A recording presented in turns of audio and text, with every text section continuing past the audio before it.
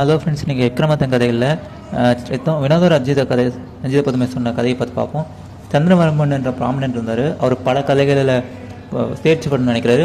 அவர் சரியான குரு கிடைக்காதனால துறவு மேற்கொண்டு அங்கங்கே அழிஞ்சிட்டு இருந்தார். அதே மரத்தின் அடியில் உட்காந்துருக்க போது அவர் பிரம்ம ராட்சசதன்னு ஒருத்தர் தவம் செஞ்சுட்டு இருந்தார். அவர் கீழே இறங்கி நீ யார், நீ எங்கேருந்து வந்திருக்க அப்படின்னு கேட்டார். அவரை வணங்கி பணிமாக இப்போ நான் பல கலைகளை கற்றுக்கணும்னு நினைக்கிறேன் அப்படின்னு சொல்ல வந்திருக்காரு. அப்போ நான் கூறுபடி நீ ஒப்புக்கொண்டால் நான் உனக்கு தெரிஞ்ச எல்லாத்தையும் சொல்லிக்கிறேன் அப்படின்னு சொன்னார். ஸோ அதை நான் எதுவும் நான் அதை பணி செய்வேன்னு சொல்லியிருக்காரு. அதுக்கு என்ன சொன்னேன்னா, இன்று முதல் 6 மாதங்களுக்கு நீ உண்ணாமலும் உறங்காமலும் இந்த மரத்துக்கு கீழே இருக்க வேண்டும். நான் எனக்கு தெரிஞ்ச வித்தையில் தினமும் இந்த அரச மலை இதையில் தினமும் ஒவ்வொரு வேலையை ஏதாவது பிச்சு கொடுப்பேன்.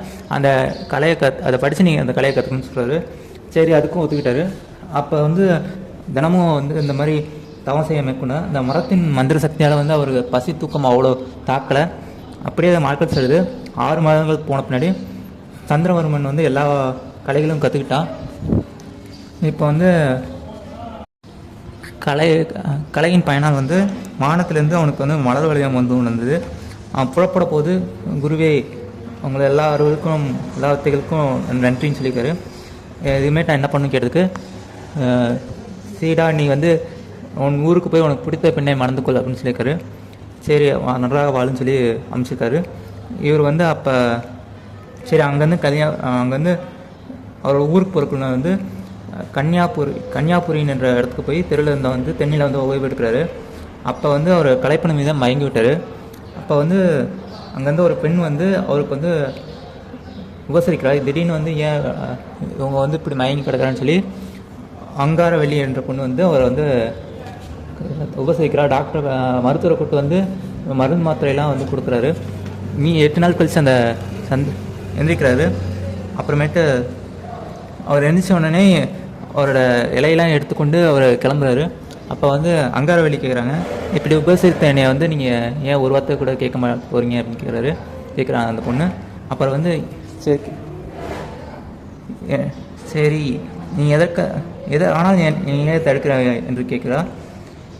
அப்படியே அன்பரே உங்களை திருமணம் செய்து கொள்ள தான் இத்தனை உபசரிக்கிறேன் அப்படின்னு சொன்னிச்சு. இறைவா, இது என்ன வேடிக்கை, உபசரித்ததுக்காக உன்னை மணந்து கொள்ள முடியுமா அப்படின்னு சொன்னாங்க. இல்லை, நீ எனக்கு இல்லைனா உன் வழக்கு தொடுப்பேன்னு சொன்னாங்க. இருவரும் வாக்குவாதம் செஞ்சு அரசரிடம் முறையிட்டாங்க. எப்படி அரசர் ஒரு வேறு குலத்து பெண்ணை கல்யாணம் பண்ணுறது அப்படின்னு சொல்லி அமைச்சரை கேட்டபோது, அமைச்சர் 4 குலத்துலேருந்து பெண்களை ஒரு திருமணம் செய்யணும், பொது வழியில் திருமணம் செய்யணும். இல்லைனா ஒரே பெண் எப்படி பெண்ணை தேர்வு இல்லைனா பிராமண பெண்ணை தான் திருமணம் செய்து தரணும் அப்படின்னு சொல்கிறாரு. சரி, அதுக்கு 4 பெண்களே திருமணம் செய்து வச்சுக்கலாம் சரி ஒத்துக்கிட்டார் அரசர். அதுக்கு அரசரோட மகளையும் அமைச்சரின் மகளையும் அப்படியே ஒவ்வொரு அங்காரவல்லியும் இன்னொரு பெண்ணை திருமணம் செய்கிறாங்க. நல்ல நாளாக பார்த்து உங்களுக்கு திருமணம் செஞ்சுக்கிறாங்க. அப்புறமேட்டு அமைச்சர் இவருக்கு சீரரசை அரசர் இவருக்கு சீரரசை கொடுத்து எல்லாத்தையும் ஊருக்கு அனுப்பிச்சிக்கிறாங்க. 1 வருஷம் கழித்து 4 ஒவ்வொரு ஆண் குழந்தைக்கு இருக்குது. அது முதல் ஆண் மனைவியான அரசருக்கு குழந்தைக்கு பேர் வல்லர் வருஷி என்ற பேர் சூட்டினார். 2வது மனைவியான அரசகுமாரி சித்திரரேகைக்கு குழந்தை தான் விக்ரமாதித்தன். 3வது மனைவியான செட்டி மகளுக்கு பிறந்த குழந்தை பட்டி. 4வது மனைவியான அங்காரவல்லிக்கு பிறந்த குழந்தைய பக்தகிரின்னு பேர் வைக்கிறாங்க. சந்திரவர்மன் 4 குழந்தைகளுக்கும் ஏது அதிகரித்து எல்லா கலைகளும் தேர்ச்சி பெற்றாங்க. அப்போ கன்னியாகுமரி அரசனான சுந்தரவர்மனுக்கு வயதாகி விட்டது. அதனால் இந்த நமக்கு பின்னாடி அந்த நாட்டை யாரை வச்சு செய்வான்னு சொல்லி சந்தேகப்படுது. அனைத்து கலைகளும் சேர்ந்த சந்திரவர்மனுக்கு அடுத்து இந்த அரச பணியை கொடுத்தாரு. அவருக்கு முடிசூட்டினார். அப்புறமேட்டு சந்திரவர்மனுக்கும் வயதாக்கி விட்டது.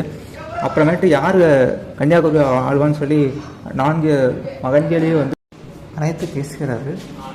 யாருக்கு முடிசூட்டுவது, யாருக்கு திருமணம் செய்வது அப்படின்னு யோசித்து பேசுகிறாரு. இந்த வீடியோ தொடரும். மேலும் அடுத்தடுத்த கடைகள் பார்க்கலாம். தேங்க்ஸ் ஃபார் வாட்சிங்.